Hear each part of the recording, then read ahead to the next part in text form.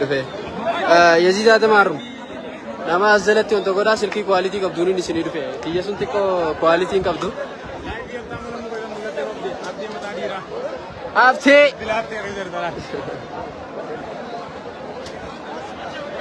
Share godhaa namaaf.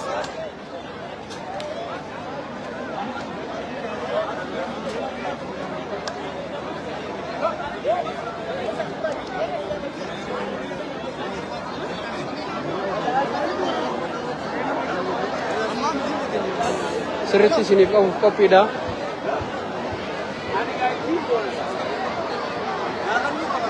Nama jalatti yaama Kokkoob Ismaa'il FB Jookana jalatti nama yaamaadha.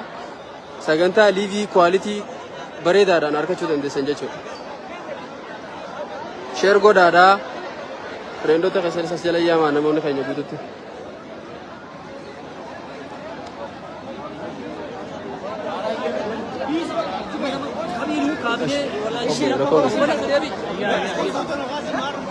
Sagantaa kwaalitii bareedaadhaan kaameraa bareedaadhaan argachuudhaaf FB Kokkoob Ismaa'il jala qotaa. Dirreen kun keessumaa fuuldura dhaabbachuu.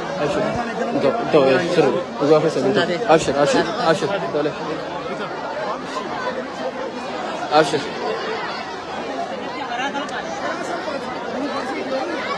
Godhu jira Mama Bakri FB keetanis share godhi. Abibi abshir.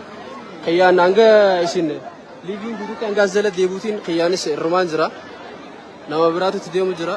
Kanuma share naa godhaa isin hanga sun.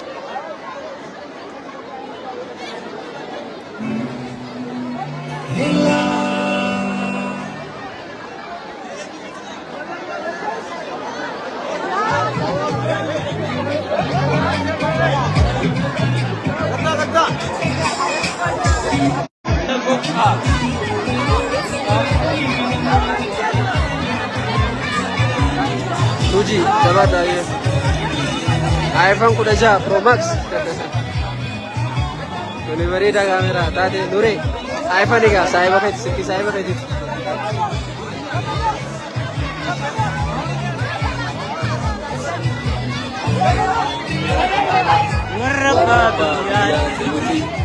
Oke, tunjam bakana kaya zelu fitemiti. Lagi saya jadi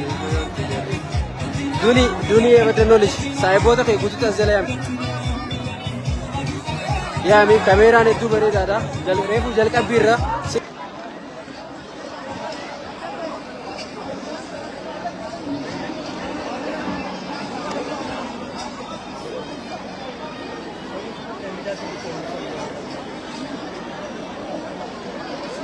Arkaan naaf gaggeessaa abbootiin gadaa keenya as dhufuu jirani. Ilwa gaashee inni dhufa laala achi jira siif mul'ata laala. Saafililli siif mul'atanii ammoo noo laala. Gaashee inni agarsiisuu liibirraan jira. Shee Mahammad Jibraayim. Injiru taanaan Shee Mahammad Aammee. Waynufna nama waan harkate jabeeffate rabbii sinaa godhu waan nu harka seene tana namni nu harkaan fuudha biiznillaahi taalaa nu harkaan fuudhan walaa zaalika bi'akki subhaana rabbika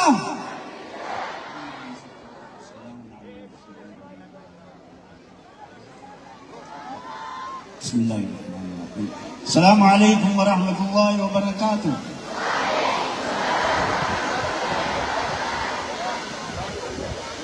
दुआई अब्बान गजा को ये ना रब्बी नुहा के बलू कब्सो बिलिसुम्मातिस गोने अम्मा कब्सो मिसोबतिस सेने कब्सो गुद्दिना तनास वरा बकांगा तो रब्बी नुहा गोदू रब्बी वरा बकांगा तो रब्बी नुहा गोदू बरनोता मले वातक कवाम बिराहिम बेइनु बरनोता जवाब को कमनाती बरनोता keenya jabaannee itti haafufnu gadaan nagaya waan biyya buutee hin tolle rabbi nurraa haa qabu talafaan tolle nurraa haa qabu tasamiin tolle nurraa haa qabu ta qabeenya keenya hundaa hin tolle rabbi nurraa haa qabu خرا خيري ملي خرا برلوتا ملي واتكلي هم تورب نراقبو قطتا عرفين نجاة علم توقاتين نجاة وعلى ذلك بحق سبحان ربك. السلام عليكم ورحمة الله وبركاته. وعليكم السلام.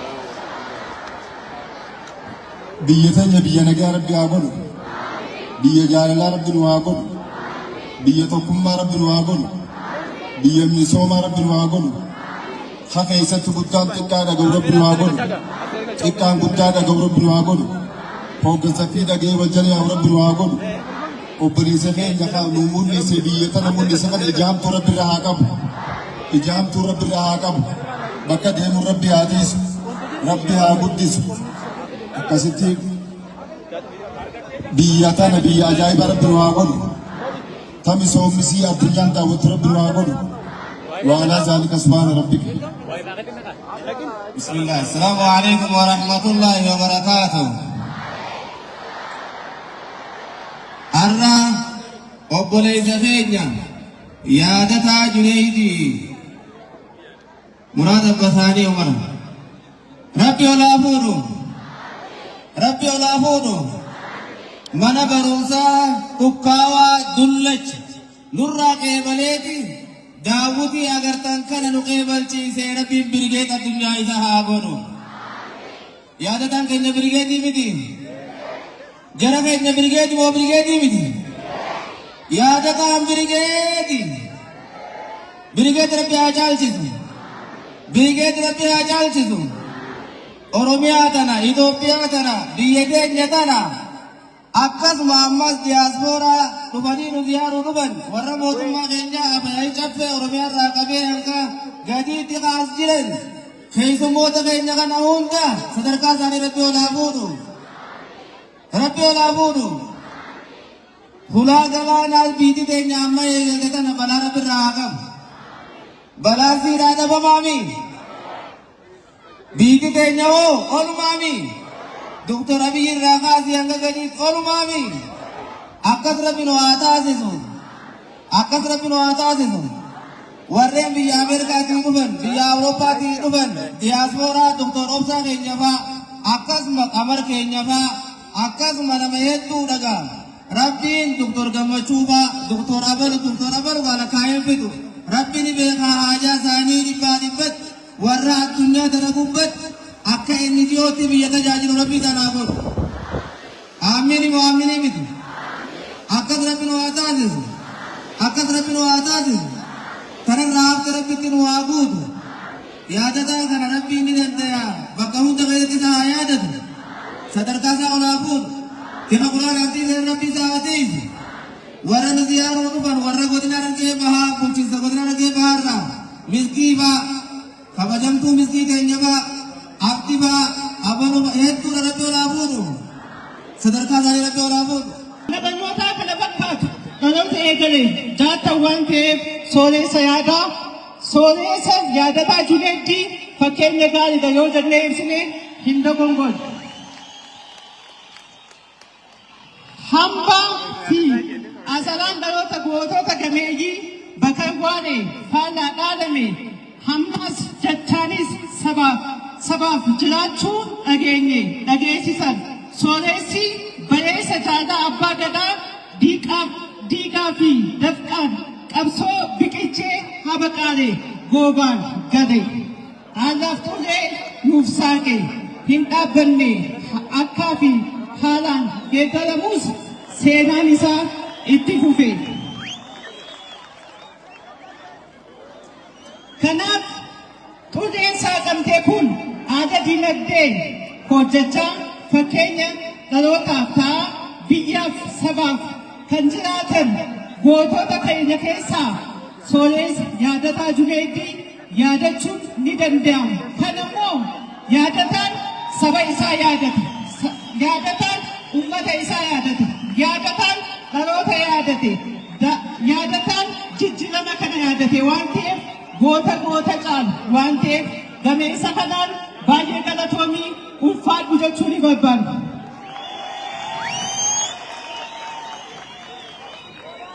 Gulantaan kitimaa fi fi kafalamaa ture qabiyyeen isaa wal haa caalu malee addunyaa walxaxaa fi jijjiiramtuu kana keessatti barnoonni mataan isaa humna jijjiirama hawaasaa jiruu fi jireenya jijjiiruu keessatti gahee olaanaa qaba.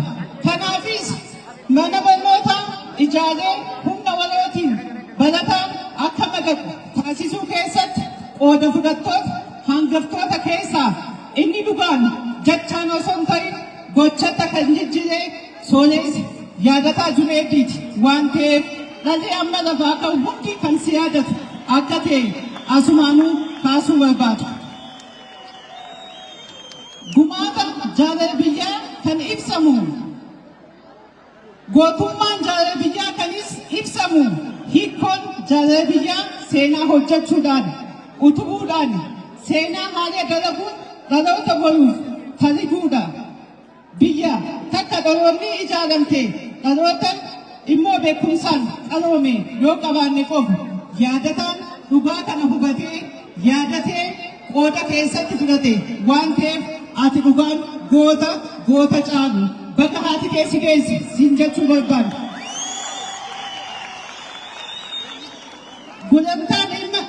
Gulantaan imala qabsoo keenyaa ija gahe boqonnaa irratti argamnu kun dhaloota yaada ce'umsaa fi tokko dursee hubatee furmaata calaqqisu kalaqaa fi saayinsii fi teeknooloojii baay'isu qulqullinaan oomishuudha waan ta'eef kanaaf dhaloonni sabaa qajeelchuu fi biyyaa ijaaruu oomishuu danda'amu immoo sirna barnoota jabaa qulqulluu qabu dhalootaaf kennuu yoo ta'e qofa. Kanarraa ka'uudhaan mootummaan naannoo Oromiyaa waggoota sadii kana keessatti murtoowwan jajjabaa qulqullina barnootaa keessatti kan dabarse kana keessaa yaada eebbifamaa dhaloota boru Oromiyaa ijaaruu biyya utubuu kanaaf mootummaan naannoo Oromiyaa akka waliigalaatti qaama kana kan ta'e godina keenya waggoota sadeen kana qofatti mana barnootaa 1,648 hirmaannaa ummataatiin ijaaramee baruu fi barsiisuun keessatti gaggeeffamaa jira waan ta'eef hawaasni keenyaas sooressii abbaa gadaa sooressii yaadataa Junaaydiitis baay'ee galatoomaa ulfaadhaa isiniin jechuu barbaada. Yaadaa fi gochaan kan waliin addaan hin baane hin qabne hojiin obboleessii keenya yeroo rakkoo yeroo barroo saba isaa bira dhaabbatee mana barnoota kaleessa afaan itti hiikate qubeetti lakkaa'e hudduu duba deebisee ijaaruudhaan haaromsuudhaan waan ilaallatu teessoo fi kan kana fakkaatu godhuudhaan seenaa hojjete waan ta'eef baga haati teessi deesse baga immoo Oromoo taate baga bataa ooluu qabachiista jechuun haqa jeetiin tilmaama. Kanaaf bu'uuraalee misoomaa barnootaalee ijaarame kitimaa fi wareegama gumaachuuf fedhii isaa dhaloota ga'umsaa fi sadarkaa idil addunyaa goonfate Oromiyaa ijaaruu keessatti seenaan addaa akka yaadatamu seenaan aadaan tanaatii fi ka'ee galeetiis laphee isaa keessatti akka katabamu shakkiin boru akka addunyaatti dorgomaa ta'u baay'ee ba'aa waan ta'eef bakka hasharaa ka'e keessee tiimii keetii wajjin isiniin jechuu barbaada. Keessaafuu hawaasa godina keenya kana keessatti hojiiwwan akka mootummaatti milkaa'aa hedduun gama barnootaatiin kan hojjetame ifaa boluu fudhachuu ni dandeenya. Mana barnootaa buutii addaa fudhachuu ni dandeenya. Keessaafuu keejii 1,645 ol hirmaannaa ummataatii fi baajata mootummaatiin kan hojjetame. Akka waliigalaatti miliyoona 1,200 ol kan ta'an ijoolleen teenya baruu fi barsiisuun jajjabuu kana hojjetee agarsiisee abbootiin qabeenyaatiis ammaan booda roga barnootaa irratti xiyyeeffannaa addaa akka kennanii hojjetan shakkii takka hin qabu. Yoo waliin taane bu'uurannaa sirna barnootaa cabinsa kana fooyyeessuu jijjiiruu dandeenya waan taaneef abbootiin qabeenyaatiis diyaasporaanis uummanni keenyaas mootummaa cinaa dhaabbattanii hojii baruu fi barsiisuu karaa qulqullina qabu akka hojjennu gahee keenya nu hundi haa baanu kan jedhu dhaama manni barnootaa sadarkaa tokkoffaa aadaa hojii eebbifamnee ajjooma mootummaatiin obboleessi keenya hojjete hayyuu boru biyya ijaaru oomishu hawaasa keessatti hawaasni keenya hooggansi keenya uummanni aanaa baddannoo keessaafuu baruu fi barsiisuun ciminatti keessatti gaggeeffamee milkaa'insa barbaadu akka oolu tumsa akka gootan asumaanuu maqaa bulchiinsaa fi maqaa uummata godina Harargee Bahaatiin waamicha kiyya isinii dabarsuu barbaadu. Akkuma kanaan duraatti gama fuulduraattis deeggarsii fi tumsi keessan akka nu biraa hin hafne carraa kanaan isin gaafachuu isin ibsuu barbaadu. Fedhii fi haaluma wal fakkaatuun milkaa'insa hojii kanaatiif qaama mootummaatis haa ta'u uummanni magaalaa baddannootis haa ta'u koree taatanii maandisaa fi kan kana fakkaatu hojiin kun akka milkaa'u carraaqqii guddaa gootan ija deebi'ee galatoomaa ulfaadhaa isiniin jechuu barbaadu. Barbaannaa haamilee nu simadhaa.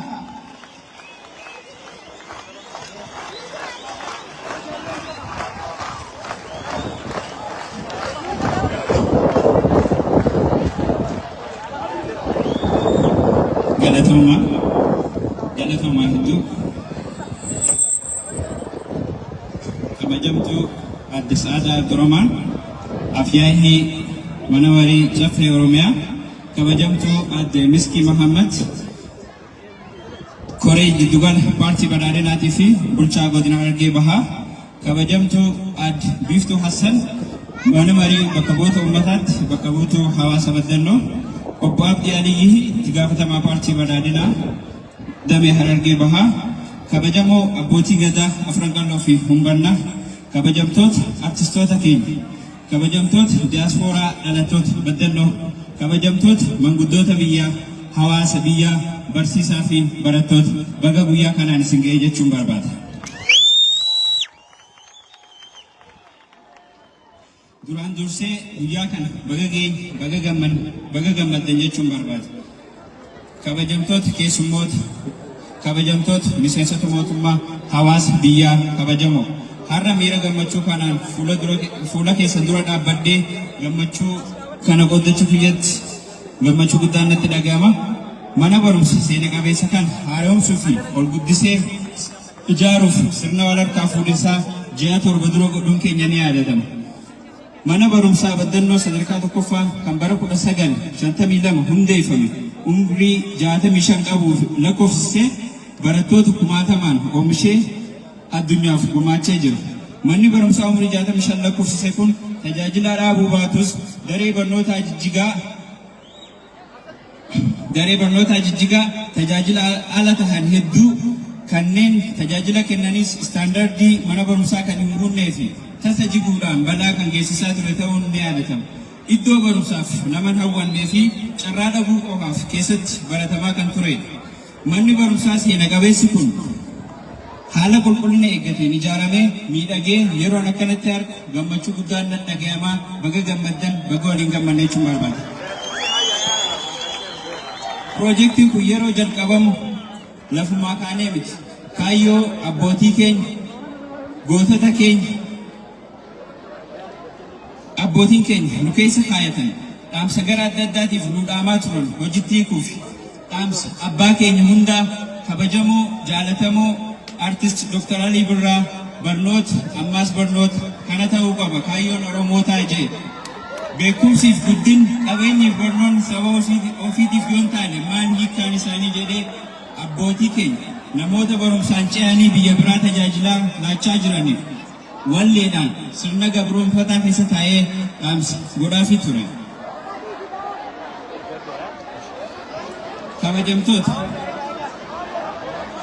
Kabajamtoota walaa dhageeffatu. Kabajamtoota dhuguma namni barate maatii isaa hawaasa isaa biyya isaatii fi addunyaa jijjiira.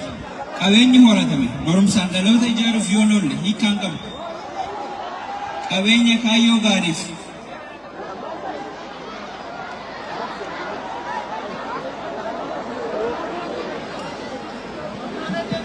ولا تسألوا متزيني يفهم rakkoo teeknikaati. Dhuguma namni barate maatii isaa, hawaasa isaa, biyya isaatii fi addunyaa jijjiira. Qabeenyi horatamee barumsaan dhaloota ijaaruuf hin oolle hiikkaan qabu. Qabeenyi kaayyoo gaariif akkanaaf hin oolle dhumti isaa badiidha. Piroojeektiin kun as iddoo hawaasa keessatti guddate keessatti haa ta'u malee manneen barnoota Oromiyaa keessatti jajjabeessuu kan jalqabne turree jira. Akka fakkeenyaatti meeshaalee barnootaa manneen barnootaa godinaalee Oromiyaa garaagaraa keessatti guutuu kan jalqabne bubbullee jira. Deeggarsa meeshaalee mana barumsa bultii addaa akka fakkeenyaatti kaasuun ni danda'ama.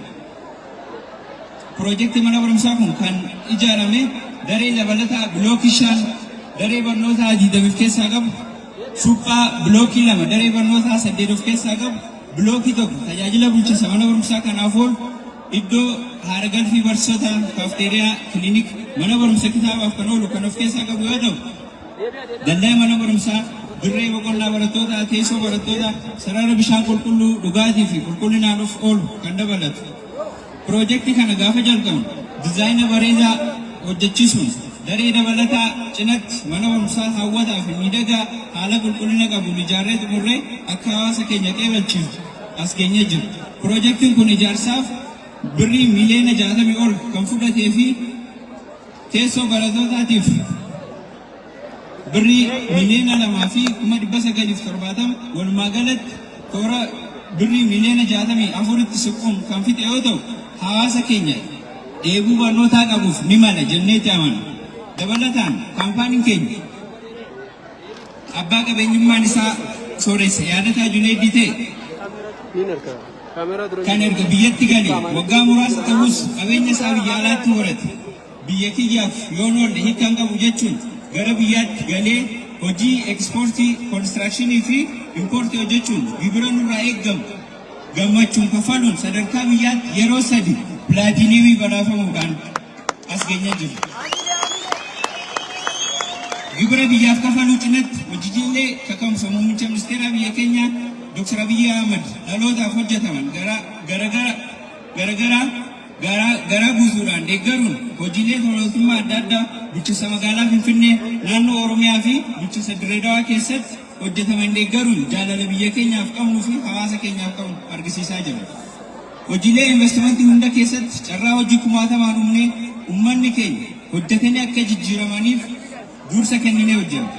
Keessumaa dargaggoonni, barattoonni eebbifamtoonni ogummaa adda addaa qabaniif dhaabbata keenya keessatti hojjechaa, ogummaa dabalataa argachaa, muuxannoo horachaa, aadaa hojii cimsachaatii fi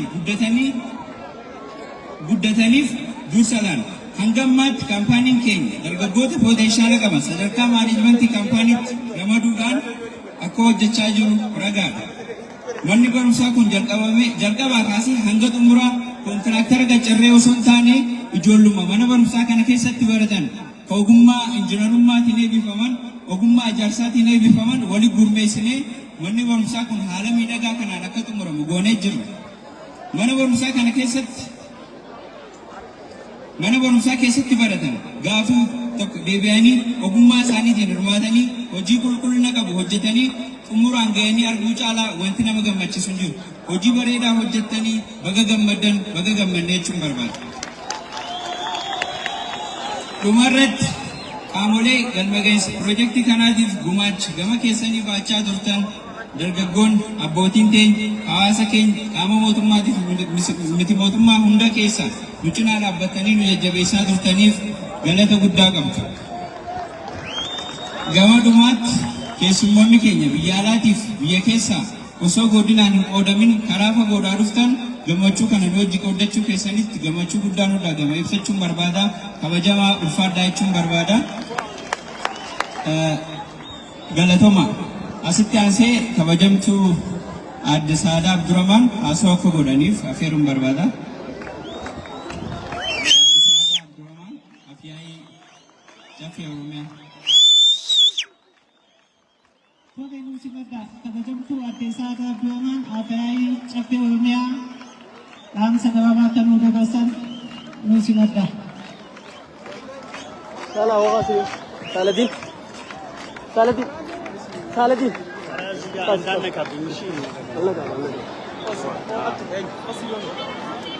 Kaasii si jala jala kaasii. Bakka sagantaa jirra.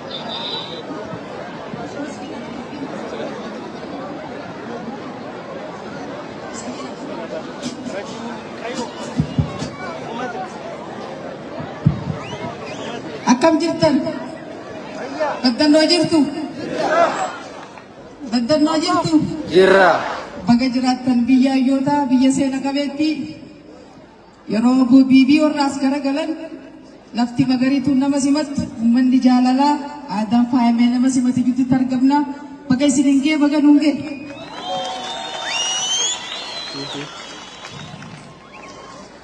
Kabajamtuu aadde Miski Mahammad bulchiinsa godina Harargee Bahaa kabajamoof jaalatamoo abbaa qabeenyaa obbo Yaadataa Junaydii kabajamoo obbo Abdii Aliyyi itti gaafatamaa waajjira paartii badhaadhinaa godina Harargee Bahaa kabajamtoota hoggansa godina Harargee Bahaa kabajamoo abbootii gadaa keenya abbaa gadaa Afran Qalloo obbo Abdirazaaq Ahmad kabajamoo obbo Gugsaa Ibsaa abbaa gadaa Humbannaa abbootiin gadaa hundi keessan abbootiin amantaa jiraattonni aanaa Baddannoo magaalaa Baddannoo hoggansi aanaa Baddannoo kabajamoo obbo Abrahaam Yuuyyee bulchaa bulchiinsa aanaa Baddannoo kabajamtoota artistoota keenya hangaftoota qabsoo bilisummaa Oromoo keessatti gahee guddaa taphattanii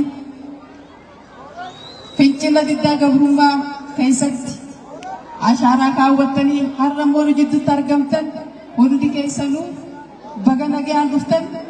Akkasumas doktoroonni hayyuun akka Oromiyaatti akka biyyaatti qabnu hayyoonni biyya alaarraa diyaaspooraan garaagaraa dhuftan dhalattoonni godina Harargee Bahaa fi akkasuma aanaa Baddannoo qarreewwan keenya jiraattonni hundi keessan baga guyyaa jaalatamaaf kabajamaa kanaan isin geenu biyya jechuun barbaada. Duraan dursee